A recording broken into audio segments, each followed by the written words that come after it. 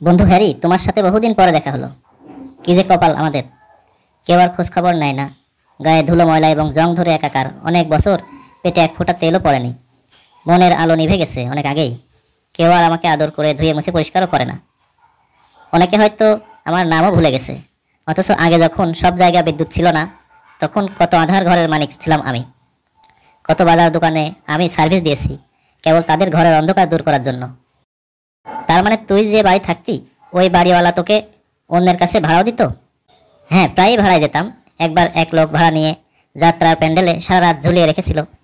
আমি চোখ কান বন্ধ করে সারা রাত আলো দিলাম, মাথা গরম করতে চেয়েও করিনি। আজ আমাকে কেউ চেনে না। এমনই হয় বন্ধু, আমাকে দেখো। আজ যদি ভূত হয়ে ভাঙড়িওয়ালার সাথে বের হয়ে না আসতাম, তোমার সাথে দেখা হতো না হয়তো।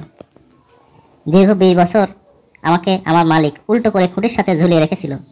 পেটের সলতে নাড়ি শুকিয়ে কাঠ হয়ে গেছে। কেউ একটিবারও বলল না হ্যারিকেনটার গোসল খাওয়া দাওয়া লাগবে কিনা। জানিস বন্ধু, কত ছেলে মেয়ে পড়ালেখায় যে আমি সাহায্য করেছি, তাদের আলোর পথ দেখিয়েছি। তারা এখন বড় বিজ্ঞানী, গবেষক এবং নতুন নতুন প্রযুক্তি আবিষ্কার করেছে। বিজলি বাতি ছাড়া এখন তাদের চলেই না।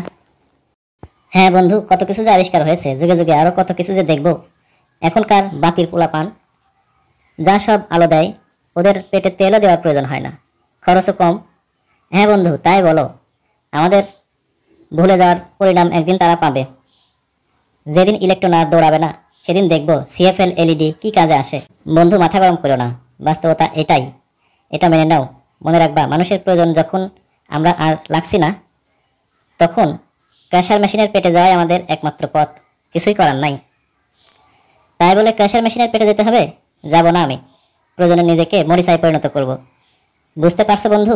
যে টিকটিকিটা আমার আলোতে পোকা খেয়ে বাঁচত, ছুটে ছুটে আসতো, সেও এই দুর্দিনে কিছুই করলো না।